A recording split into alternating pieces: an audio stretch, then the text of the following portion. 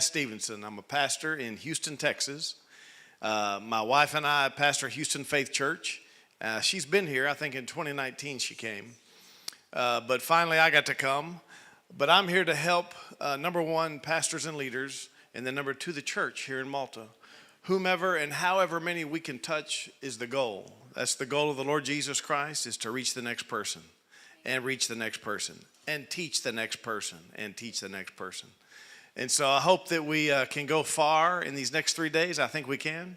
And if you have any questions, we're going to have time for question and answer. So write them down so that we can address them as soon as possible. But we'll see what happens. I've got lots to say and lots to do, and I think the Lord's going to take us somewhere. And like I said last night, I trust that you're going to like it and you're going to love me. And if not, you have to zip it.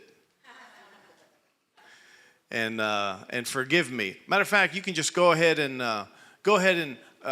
forgive me now. Go ahead and just I apologize, and you say, it's okay, brother. Okay, I forgive you. Okay, thank you. And so then we can move on and we can be okay together. But I love the body of Christ, and I love preachers, and I love ministers, and I love leaders, and I love all the saints. And then finally, I love the world. But there's a special love for the saints. And there's a special love between preachers, and that's why I'm here, actually. I'm part of ICFM. I'm a trustee on the board of ICFM, which is International Convention of Faith Ministries. And we're together as ministers because we love each other and need each other. And the goal is to sharpen each other. One of our acronyms is ICFM, is I Care for Ministers. And it's the fact that we want to sharpen each other, but fellowship and make relationship. Because ministry can be very isolating.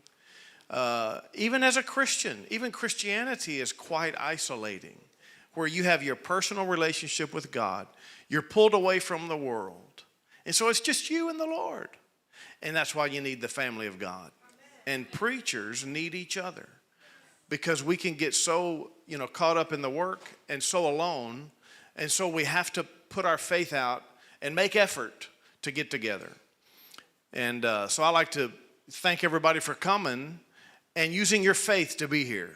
It takes faith, it takes time, it takes money to come to conferences, to come to a seminar, to come to another meeting that you don't know what's going to happen. You don't know what you're going to hear. You don't know what you need to hear until you hear it. You don't know what God wants to tell you until he tells you. And so we have to put ourselves in the midst of meetings like this to give the Lord a chance to take us further. I mean, you've all read the Bible, right? Well, since you have a Bible and you've read the Bible, that's it. Just go home. No, because the Word of God is living and powerful. And for some reason, God made it supernatural so that you always need the Word. You can't just read the book and put it on the shelf. And then he gave gifts.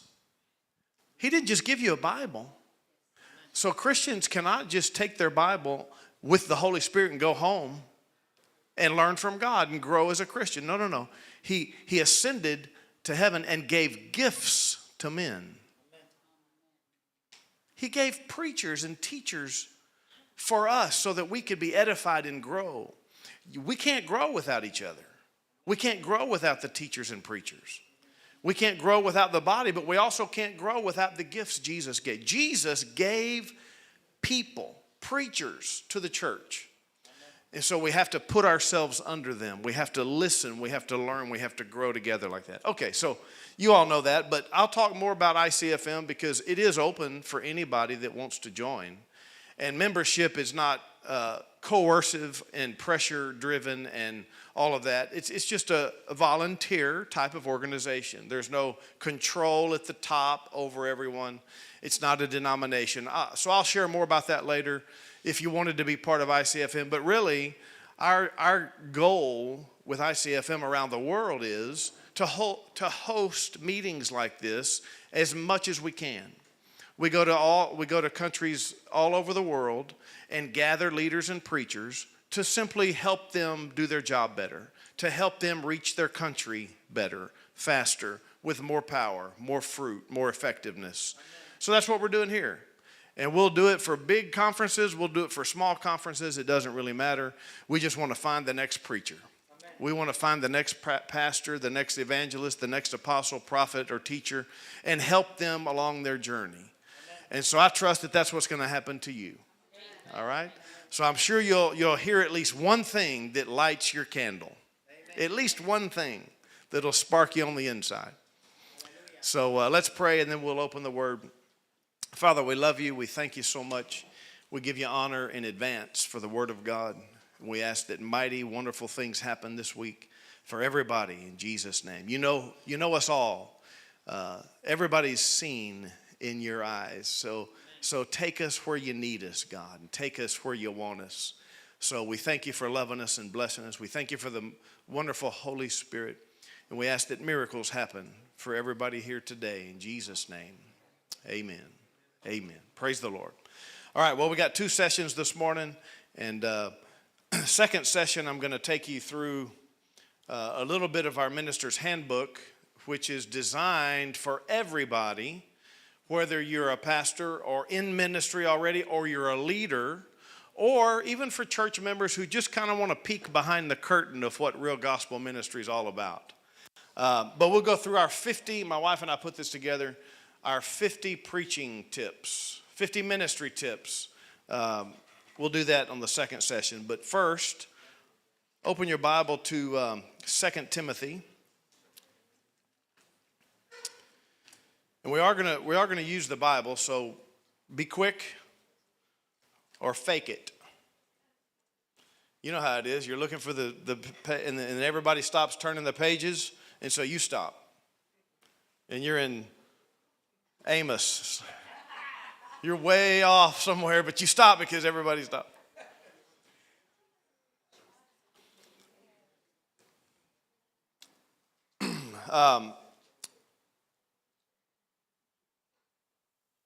Actually, we're going to go 2 Timothy as a second scripture. Let's go to Ephesians chapter 4, just to read what I quoted already. Ephesians chapter 4. I find that pastors and ministers and leaders, sometimes we forget our main duty. Like there's a reason that God gave us to the church. The reason he gave leaders, or we could say the reason he gave ministers to the church is for this. It says verse 11, Ephesians 4:11, he himself gave some to be apostles, some prophets, some evangelists, some pastors and teachers, for the equipping of the saints, for the work of the ministry, for the edifying of the body of Christ, till we all come to the unity of the faith and of the knowledge of the Son of God, to a perfect man, to the measure of the stature of the fullness of Christ, that we should no longer be children, tossed to and fro and carried about with every wind of doctrine, by the trickery of men in the cunning craftiness of deceitful plotting, but speaking the truth in love, may grow up in all things into him who is the head, even Christ, from whom the whole body, joined and knit together by what every joint supplies. And we'll stop there. It goes on. Couple things. He gave the apostles, prophets, evangelists, pastors, teachers. Why? For the equipping of the saint. For the equipping and perfecting of the saints. For the edifying of who? For the church. So ministers are given to the church, not to the world. Not to the city, not to the nation, not to a state, not to an organization out there, given to the church, to build the church, to perfect the saints. So our focus as ministers is on the next person. Reaching the next person so they can be saved, and teaching discipling, making disciples of the next person. That's our duty, and that's what ministers will answer for when we stand before the Lord.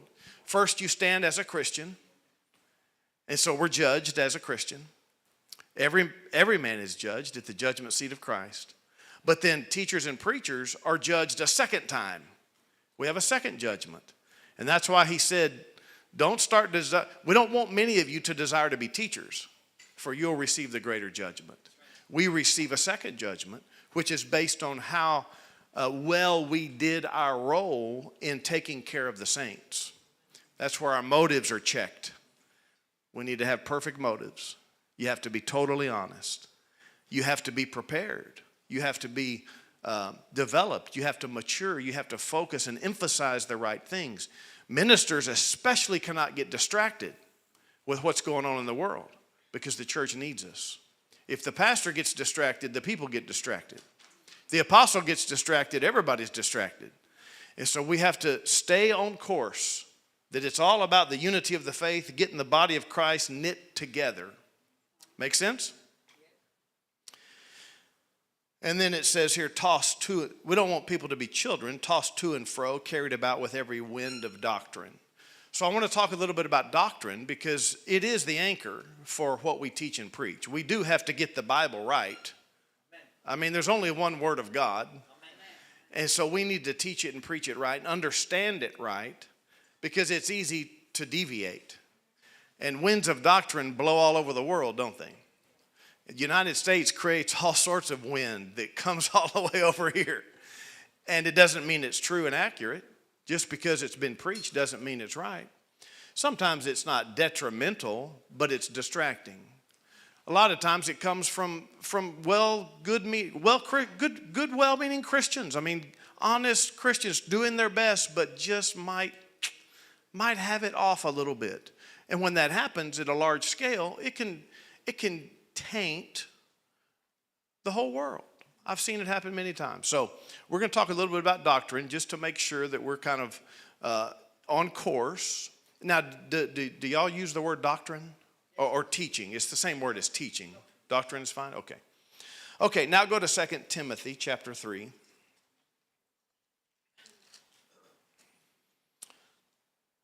2 Timothy chapter 3.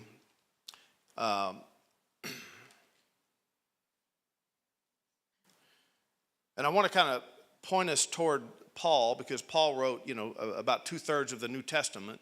And so the revelation that he got from God in the new covenant is vital for us. Like Paul was entrusted with explaining all of this new covenant. Peter didn't explain much. James did not explain much. Jude did not explain much. But Paul explained a lot of what we're supposed to live in. He basically made the gospel come alive. Jesus preached the gospel. Jesus set forth the tenets of the covenant.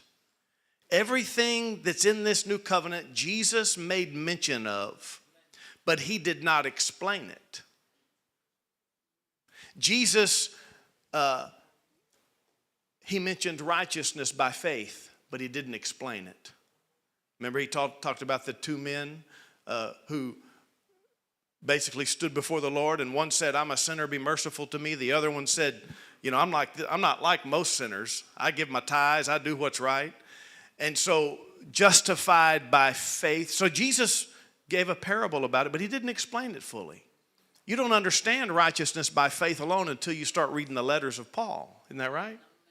Or we could talk about Jesus said, remember in John 17, I pray that the Father is in me and I in you and you in me, that we may all be one in Christ. We're all one together. We're united as one, and he's in me. He said that, but he didn't explain it. You don't learn who you are in Christ until Paul's letters. That's where your new identity comes forth. And so God entrusted Paul with explaining the new covenant. And so that's where you start getting clarity, and that's where you start getting happy. Amen. Because happy is the man that gets understanding, the man that finds wisdom. So if you don't understand things, you're not happy. Even though you're saved, if you don't understand the Bible right, you're not as happy as you should be. So I like to major on getting some real clear understanding, connecting the dots, making sure we got this lined out right. So 2 Timothy chapter 2 here, Paul's talking to Timothy, or writing to Timothy, verse 10. He says, but you have carefully followed my doctrine, and then you followed my manner of life, my purpose, my faith, long-suffering, love, perseverance. It's 2 Timothy chapter 3, verse 10. 2 Timothy 3, verse 10. I'll start again. But you've carefully followed my doctrine, manner of life, purpose, faith, long-suffering, love, perseverance. And most people like to stop there because they don't want to go into verse 11. Persecutions, afflictions, which happened to me at Antioch. So we're supposed to follow Paul. Paul made it a point that Timothy, you carefully followed these things. You followed my example. Paul said, be imitators of me. Be imitators of God as dear children. But then he said, be followers of me. Be imitators of me as I follow Christ. So here he's saying it again. You've carefully followed. We should all feel this way, that we're trying to carefully follow what doctrine? He said my doctrine. Paul's doctrine.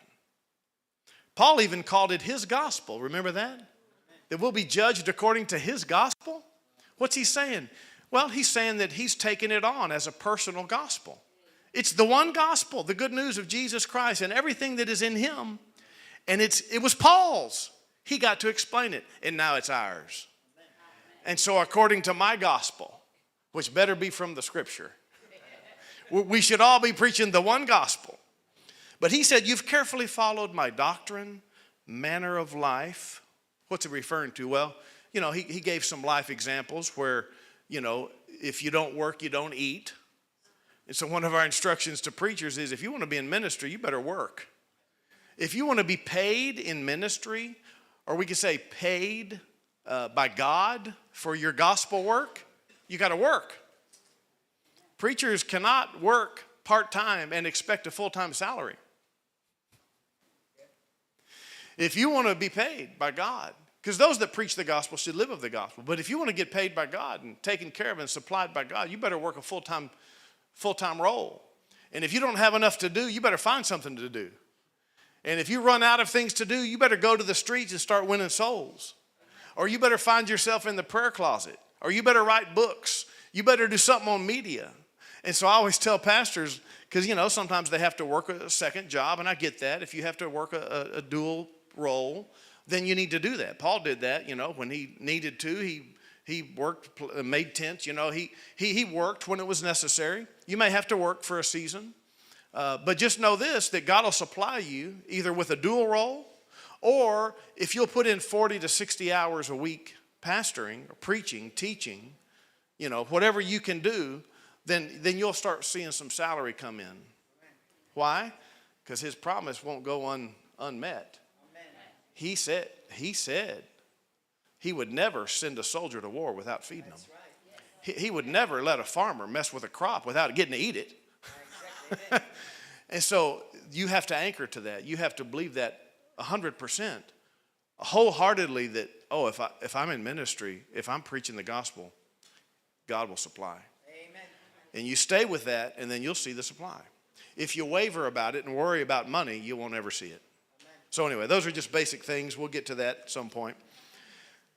But he said, you follow my manner of life, my purpose. I'll talk about that later. My faith, long-suffering, love, perseverance, persecutions. You'll get persecuted. And you'll have to be happy about it. You'll have to be happy about it. Why do we have to be happy about persecution? Because it's a command. What did Jesus say when you're persecuted? When you're persecuted for righteousness' sake, rejoice. Rejoice when you're persecuted for righteousness' sake. They persecuted me, they're going to persecute you. Rejoice. Has anybody ever been persecuted? Has anybody ever been made fun of? In America, all we get is somebody makes fun of somebody. Has anybody ever been attacked physically, verbally? What's your reaction? Well, it better be what Jesus said you're supposed to rejoice. Glory to God. Glory to God. Why did he tell us to do that? Because it's opposite the natural reaction. We teach this when we talk about witnessing. Every Christian ought to be trained how to be a good witness and share their faith and love people and help people in the kingdom. But if you go out there and start talking about Jesus, somebody's not going to like it. And so we make sure that they realize when they resist you and refuse and persecute or slam you or slam the door, then you walk off and you make yourself rejoice. Glory to God. Glory to God. Make yourself smile. Amen. The feeling is rejection. But he said they're not rejecting you. They're rejecting Christ, right? So we have to use our faith and rejoice. And so when somebody comes to church and says, Pastor, I was talking to so-and-so, and man, they blew up and they did not accept what I was saying. My reaction is, glory to God. And then my church member's like, what? Glory to God. You did it, man. You did it. You got persecuted. Glory to God. And I've had it break. Listen, I've had that break the sorrow off of people because it's done by faith.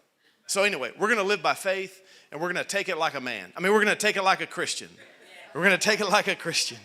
And we're going to make it through this. We're going to make it through this. We're in good company. So I want to talk about some doctrine for a moment, but let me read this quote. There's a theologian. He was with the Assembly of God a long time ago, but he wrote Bible doctrine for the Assembly of God Church, and he was fluent in 32 languages. He was a Greek and Hebrew scholar, and he even preached out of the Greek Bible, but this is his quote. He said, "No great preacher has risen to bless the people of God who has not lighted his torch at the flame kindled by Paul." Think about it.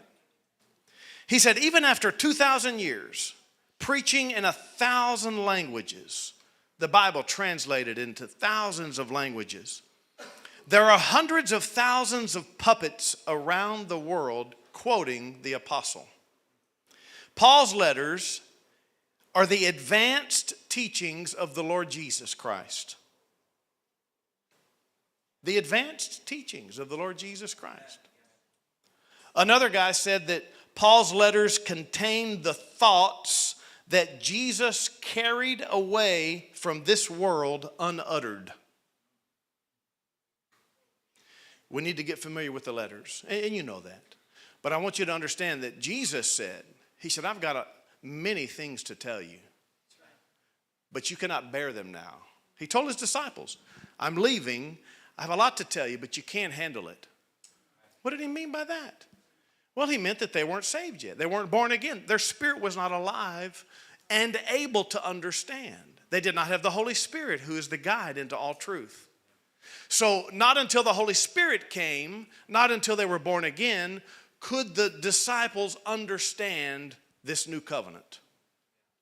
And so the Lord Jesus said a lot of things, more, even heavier things, after he ascended than he did when he was in the earth. Can you imagine that? People want to elevate the four Gospels as the highest. Well, the four Gospels set the order of things and established the new covenant. Jesus started the new covenant, which did not really commence until his death and resurrection. But the training, the explanation, the teaching did not come until after he ascended.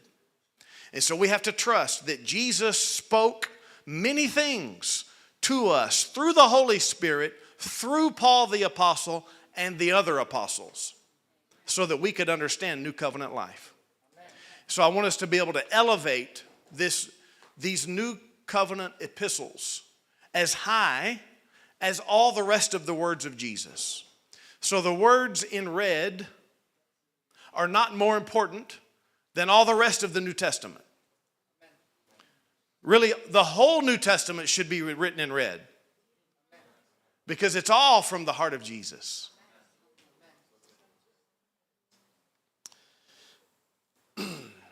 Praise the Lord. Luke 16 says that until John, or it says the law and the prophets were until John the Baptist. Since then, the kingdom of God has been preached, and everyone's pressing into it. Remember that scripture? So since John the Baptist, there's a whole new message. It's not Old Testament message. It's a New Testament message. And so that's what we start seeing in the New Testament and why it's so important. Turn with me to Hebrews chapter 8. I'll just quote a couple scriptures concerning doctrine. Romans 16, verse 17, he says, I urge you, brethren, note those who cause divisions and offenses contrary to the doctrine which you've learned, and avoid them. 1 Timothy chapter 1, remain in Ephesus that you may charge some that they teach no other doctrine. Paul's trying to keep people straight. It's like, I got this straight from the Lord. We need to stick with this and not deviate. He said, told Timothy, till I come, give attention to reading, to exhortation, to doctrine. Take heed to yourself and to the doctrine. Continue in them, for in doing this you'll both save yourself and those who hear you. 1 Timothy 6, that the doctrine may not be blasphemed. If anyone teaches otherwise and does not consent to wholesome words, even the words of our Lord Jesus Christ, and to the doctrine with godliness. So he keeps, throughout his teaching, and he's pulling us back to his doctrine. And so we have to learn how to trust and esteem this new covenant doctrine. It says, for the time will come when they will not endure sound doctrine. We see that today, right? It's like, where are they getting all this stuff from? Well, they didn't get it from the Bible. And so I like to pull people back to the Word of God, back to the New Testament, and let's make sure that it's in here before we preach it. Amen. If it's not confirmed in Scripture with 2 or 3 witnesses, then you can't establish it as a pattern or a doctrine for total lifestyle. Amen. Make sense? And so I like to say this, that because we're in the New Covenant, that we have to analyze everything that we teach and preach and make sure if it's in the Old Testament that it passes through the cross. Got to pass it through. Does it make it past the cross? Does the New Testament say anything about it? Does the New Testament confirm it? Is the New Testament silent on this matter? Does it leave any leeway for what we're trying to say from the Old Testament? If I can't find Jesus saying it, or Paul, or Peter, or James, or John, or Jude, then I can't say it. And so that's how we like to analyze everything that's being taught and preached. Is it scriptural? Is it New Covenant scripture? So over in Hebrews 8, we'll see this. Hebrews chapter 8.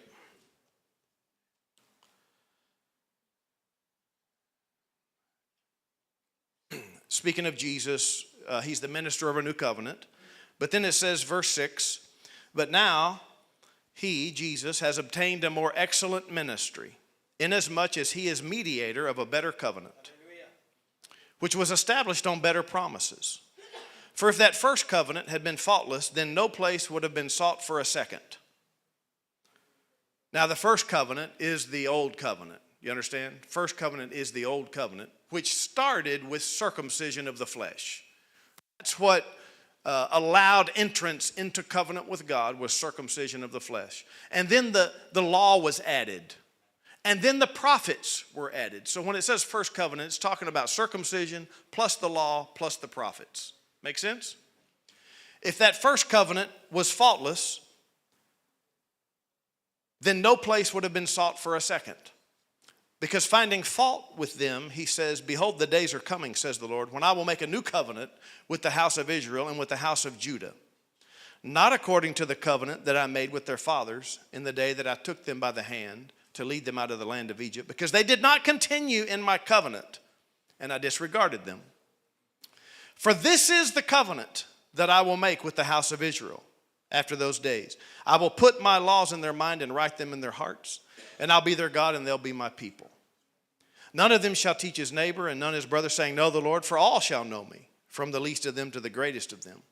For I will be merciful to their unrighteousness, and their sins and their lawless deeds I will remember no more. That's a New Testament promise. No more remembering your sins in the New Testament. In that he says a new covenant, verse 13. He has made the first obsolete. Now, what is becoming obsolete and growing old is ready to vanish away. What does it mean it's ready to vanish away? Well, the old covenant has been closed and placed in the drawer. We can read it, we can learn, we can see the history, we can understand the prophecies and all of the symbols of Christ, and we can get many promises from the Old Testament as long as they pass through. All of the good promises pass through the cross. All of the curses do not pass through the cross. And so there's a big change happened from Old Testament to New Testament. So the first covenant, the old covenant, is obsolete.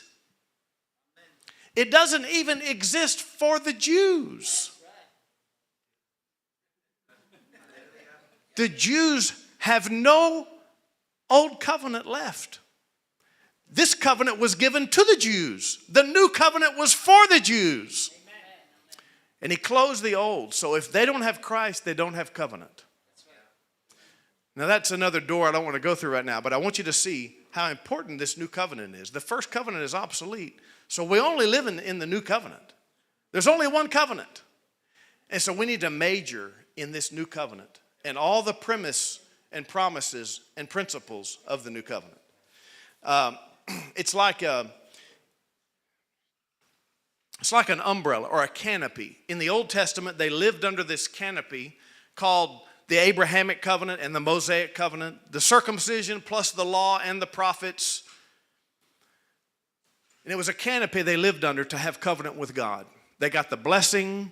They escaped the curse that was given to the rest of the heathens. He said, I will lay upon you none of those diseases, did all these other. So they were under this blessing canopy by animal sacrifice. Well, when Jesus died, the old canopy was closed and Jesus opened a new canopy. So you and I need to leave the old canopy and come up under this new one. There's a lot of differences in this new covenant. Now, when we start talking about the law, and people always want to, are we still under the law or not? And that always brings a little controversy because, we know that we're not supposed to murder and commit adultery. It's like, well, we're kind of under the law. But are we under the law? Well, let's see what the Bible says about it, because somebody will quote Matthew 5, verse 16, where Jesus said, do not think that I came to destroy the law, right, but to fulfill it. So Jesus did not come to destroy the law. By prophecy, the Messiah had to fulfill the law perfectly. And so we have to be okay with that he did not come to destroy the law, but to fulfill it. Well, the good news is he fulfilled it so that you and I don't have to. And matter of fact, in Luke 24, he said, all things must be fulfilled which were written in the law of Moses and the prophets and the Psalms concerning me. Jesus had to fulfill all things that were written of him in the law and the prophets and the Psalms. And so he did. He fulfilled it. No other human could ever fulfill the law except Jesus. He was sinless. Every other person before Jesus and after Jesus who tried to fulfill the law has failed. And that's why we needed the Savior. Make sense? So he did not destroy the law. He fulfilled the law and then closed it. Because he fulfilled the law, you don't have to. Now, let's verify what that means. You probably realize, go to Romans chapter 10. We'll read this, Romans 10. You probably realize that there are several aspects of the law of Moses. There was the moral law, which were the Ten Commandments, basically. 9 of the Ten Commandments were moral laws. And then there's the ceremonial law. And then there's the civil law, right? The laws about, how to govern your nation. The eye for an eye, tooth for a tooth. All of the parameters for disobedience. That's the civil law. Then there's the ceremonial law, which is all the priesthood and all the Levites and all the order of service in the tabernacle, in the Holy of Holies. There was all these detailed ceremonial commands, right? And then there were the moral commands. Well, the moral commands are still alive today. They're just written on our heart. The ceremonial commands are not written on our heart.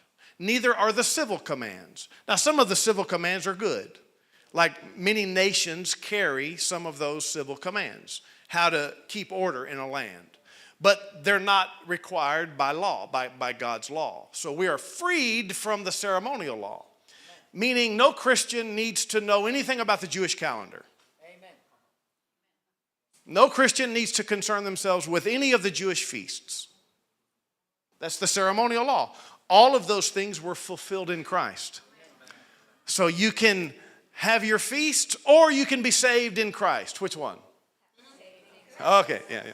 That's what I thought. So you have to be careful going backward into some of the ceremonial law that's not necessary for you. Over in this new covenant, you can actually eat ham. In the new covenant, we can eat anything. Bacon. Everybody in America likes their bacon. And cheeseburgers. Yeah, you can eat pig, just don't eat like a pig.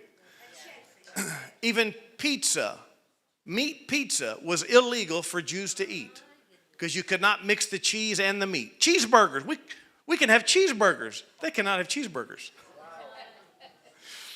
So we're very grateful that we're under the new covenant. But listen, Christians everywhere, they read the Old Testament and they think, wait a second, if God told the Jews not to eat pork, I should not eat pork. Hey, if you want to have that as your lifestyle, that's fine, but don't preach it. Right, don't bring it into the pulpit, it doesn't belong. So that's a ceremonial example of we're not under that anymore. Okay. Romans chapter 10. Romans chapter 10, verse 1. Brethren, my heart's desire and prayer to God for Israel is that they may be saved. Now, if you're going to pray for Israel, that's what you pray. Pray like Paul prayed. Don't pray like David prayed. Don't pray like Jeremiah and Ezekiel and Jeremiah. Pray like Paul. He's a new covenant example. We pray for Israel to be saved. We pray for the gospel to spread. We pray for them to receive Jesus Christ. We pray for the darkness of the devil to get off of them so they can see the Savior. We pray for their blindness to disappear so that they can be saved. Verse 2, for I bear them witness that they have a zeal for God, but not according to knowledge. For they, being ignorant of God's righteousness and seeking to establish their own righteousness, have not submitted to the righteousness of God. Wait a second. The Jews are trying to be righteous, but not the right way. The Jews are still trying to be righteous according to the law and the rabbinical law. He said, but they have not submitted to the real righteousness of God. Verse 4, for Christ is the end of the law for righteousness to everyone who believes. He's the end of the law.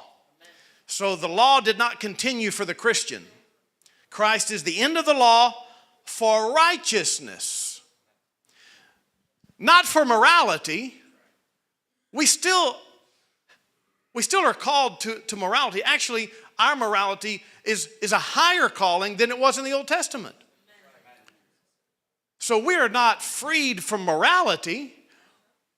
We're only freed from moral laws causing our righteousness. Now I am righteous by faith alone, not by adherence to the 10 Commands.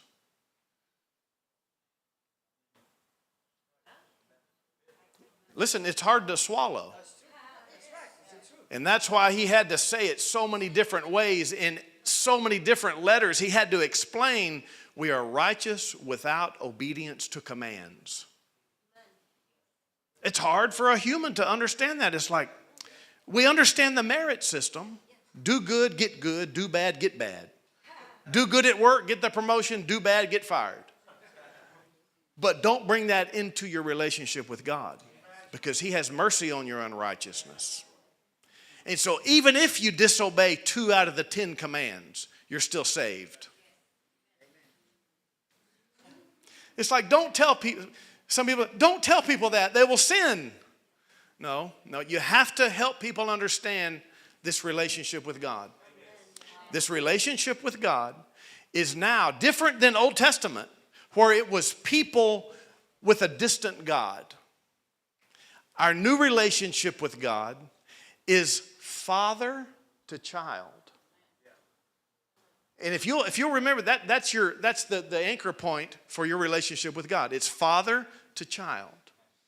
He treats you like a child. Amen. And he's the best father in the whole universe. Amen. And so if you can just imagine how good of a parent you are, how much you love your children, how much your parents love you, how they have forgiven you of all of your stupidity, how your relationship with them is not based on how good they perform. Your relationship and your love toward your children is not based on their behavior. Now, you wish they would be good, and you always have a good child and a not so good child. Isn't that right? How many of you have more than one child?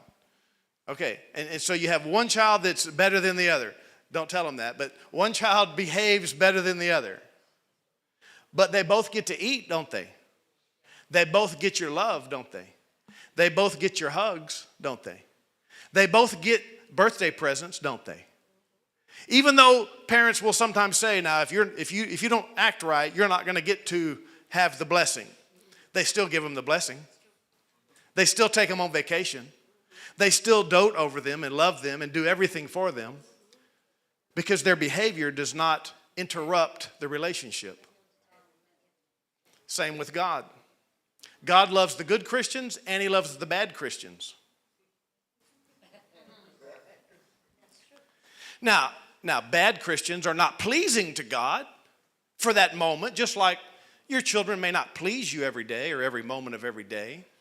But deep down, it doesn't disturb your love and the blessing and the covenant and the relationship and the promises and the supply that you give them.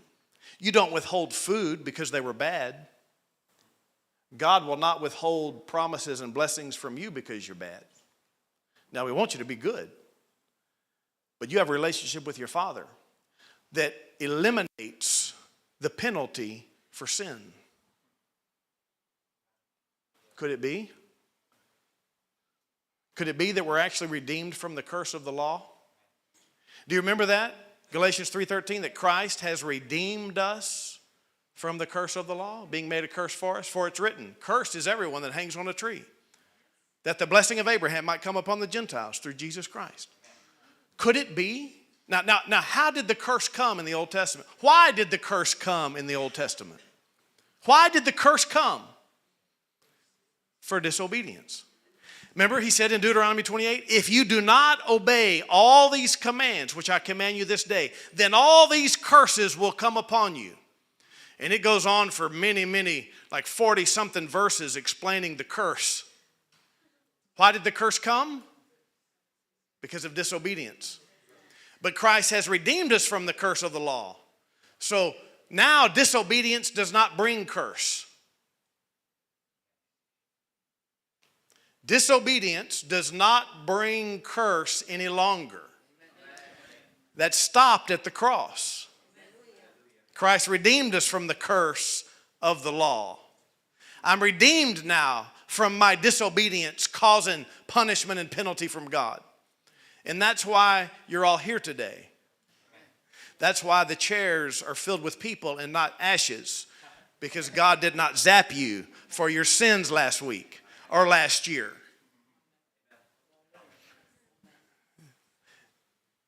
I almost feel like you should be more excited about that. You probably ought to kind of like that part about the new covenant. Like, he really redeemed us from our sins. He really saved us from destruction. He really eliminated the penalty. And there is no more punishment for the Christian because Jesus took our punishment at the cross. He was chastised for my peace. I don't have to be penalized and punished and whipped. On Judgment Day, there is no whipping post for the Christian because Jesus was whipped. And so what this does is it helps us preach better, so we don't have to threaten the church. Now, you better watch out or God's gonna, what? What's he gonna do? Forgive me? Love me? God, he's rooting for us. I mean, he's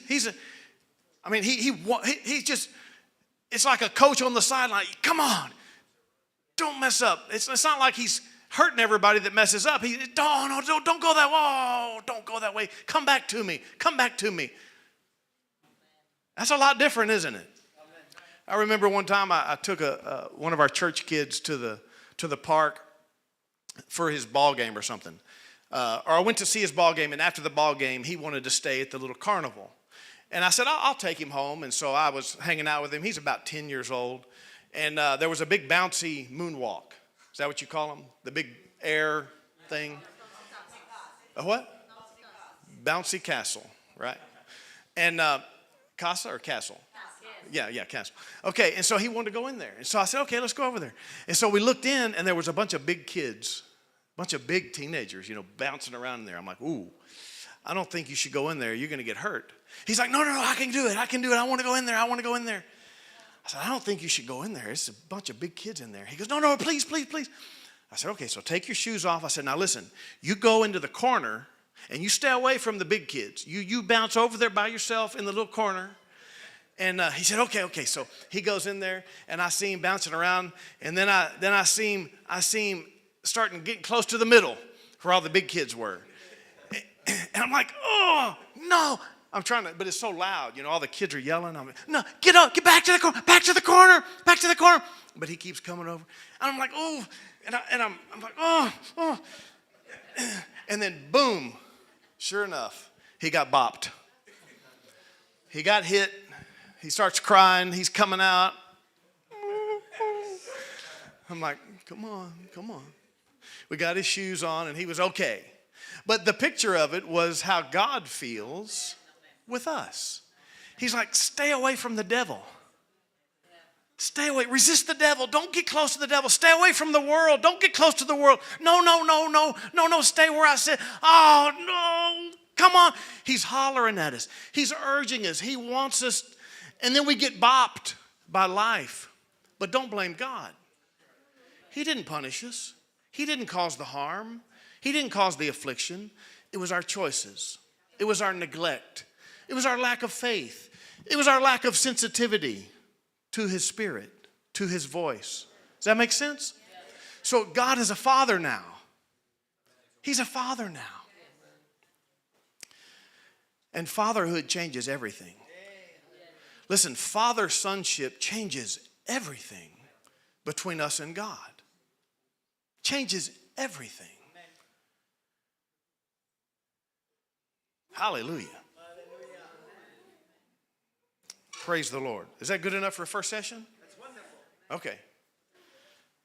Praise the Lord. All right. Yeah, we can break. Okay, we'll break now if you want to break. You need a break? No, we'll take a break. Don't break. Yeah, don't break. Just take one. Amen. Okay, guys, we'll see you here in about 15 minutes. We'll be back here, okay?